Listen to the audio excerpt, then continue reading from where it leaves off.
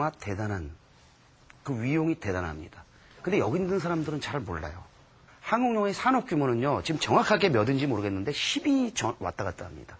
전 세계 200여 개 나라에서 산업 규모라고 말할 수 있는 나라는 60개 정도 됩니다. 그 중에 어느 정도 규모를 갖춘 나라는 20개밖에 안 됩니다. 그 중에 한국은 10위 안에 들어. 미국이 왜 그렇게 스크린컷도 못 잡아먹어서 안 다녔느냐? 한국의 위용이 그만큼 대단했기 때문입니다. 유럽, EU 안에 들어가면 한국이 3위 내지 4위 마크합니다. 3위에서 3위 정도 됩니다. 그래서 한국의 영화 그 규모가 가령 1조가 좀 전후 왔다 갔다 하는데 전 세계에서 10위 전후에서 왔다 갔다 한다는 것. 한국의 경제, 그 전체 그 경제 규모랑 비슷하다고 생각하면 됩니다. 그 순위가. 이제 저 사실 3강 때 자세히 할 얘기를 미리 말씀드렸는데 요거를 기억해 두시고 스튜디오 시스템. 그래서 이 스튜디오 시스템이 최전성기를 누렸던 게 1930년대고 그래서 할리우드가 1930년대가 최전성기였다라는 것. 거기에 오즈의 마법사와 바람과 함께 사라지다가 있었다라는 것이죠. 자, 그러면 아까 말씀드렸죠? 헐리우드 대 어떤 내셔널 시네마. 하나일 수도 있고 여러 나라일 수 있습니다. 20년대에는 아까 말씀드렸죠? 세 나라가 있었죠? 어디라고 그랬죠?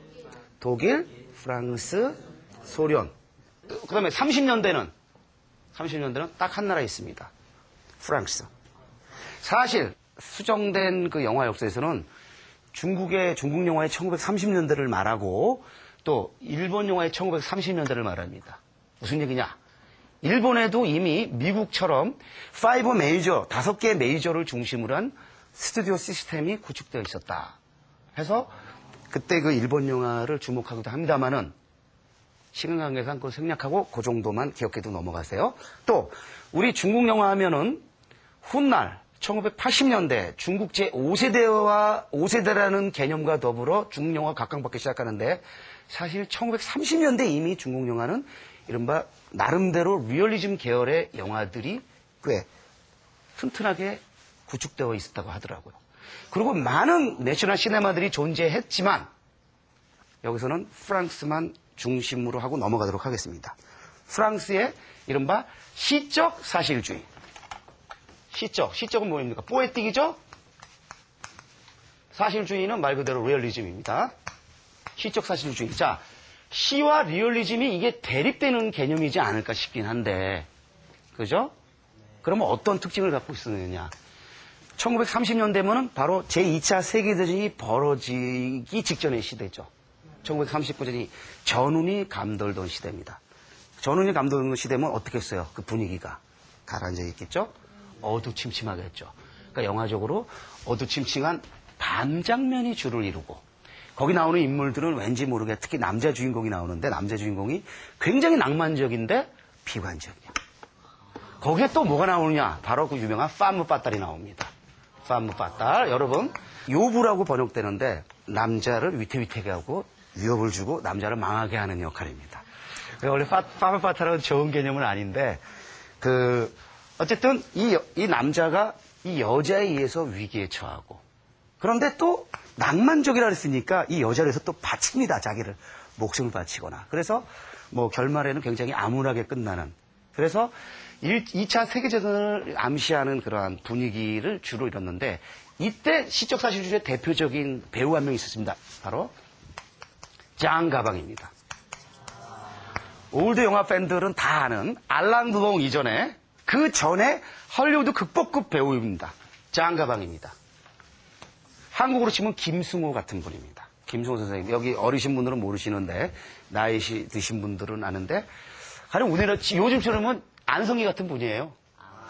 국보급. 그래서 이분이 나온 영화 중에 그 망향이라는 영화가 있는데 이 사람 주인공이 빼뺄르 모꼬가 원제였는데 망향으로 번역돼 나왔습니다.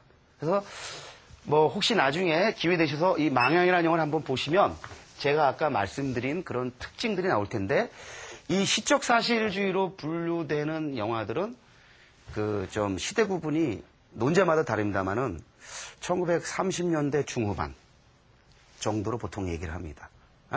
어떤 사람은 1930년대 전부와 40년대 중반까지도 얘기하는 사가도 있습니다.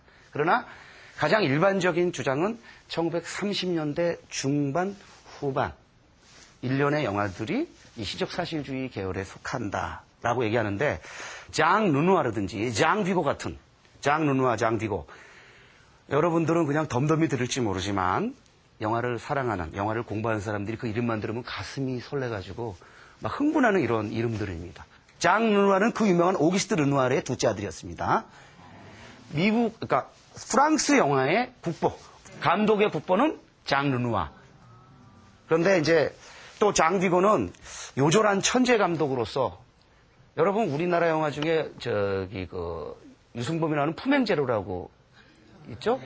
장 비고라는 감독이 만든 불어로는 이제 제호드 꽁두이 그러면 영어로 하면은 컨덕터 오브 제로 뭐 이렇게 나오는데 그걸 품행제로라고 우리가 보통 옮기는데 그 제목은 바로 장 비고의 품행제로를 딴 겁니다. 일종의 그 존경을 바친 건데 시간 관계상 프랑스 시적 사실은 이 정도로 하고요. 30년대에 연관해서 여러분이 기억해 두셔야 될 거는 그 20년대의 소비에트 그 레닌이 영화가 그 모든 예술 중에서 가장 중요한 것이다라고 천명했다라는 것. 1930년대에 그 천명에 걸맞게 국가에서 영화를 철저하게 통제합니다. 소련 외에도 이탈리아 그리고 독일. 다 이거 뭐죠? 바로 이게 2차 세계대전의 그 주역들이죠. 뭐 소련은 아닙니다만은 한쪽은 파시스트고 한쪽은 나치스트인데 바로 이들이 영화가 얼마나 중요한 예술이고 오락인가 그리고 이 대중에 미치는 영향이 얼마나 큰가를 알고 나름대로 다 국가가 통제하기 시작합니다.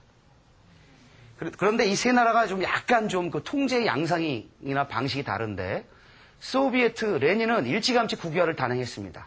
바로 1919년인가 이렇게 바로 국유화를 단행했고요. 그런데 나치즘 히틀러의 경우는 그 문화성 장관이 괴벨스라고 있었는데 굉장히 영화를 좋아했던 사람들이에요. 히틀러도 그렇고 괴벨스도 그렇고. 그래서 가끔 영화에서 나왔는데 괴벨스는 그 기본적으로 이데올로기도 엔터테인먼트 형태를 취해야 된다는 이유로 영화를 국유화하지 않았습니다. 그러다가 전쟁이 끝나기 전인 1942년 정도 돼서 마지못해 국유화를 하는데 그만큼 괴벨스나 히틀러는 영화를 철저하게 그 국민 선동에 철저하게 이용을 했죠. 그 대표적인 작품 두 편의 영화를 여러분이 기억해 두셔야 됩니다. 영화 역사에서 가장 유명하면서도 논쟁적인 다큐멘터리입니다. 한 편이 의지의 승리라는 다큐멘터리고 또 한 편이 올림피아입니다.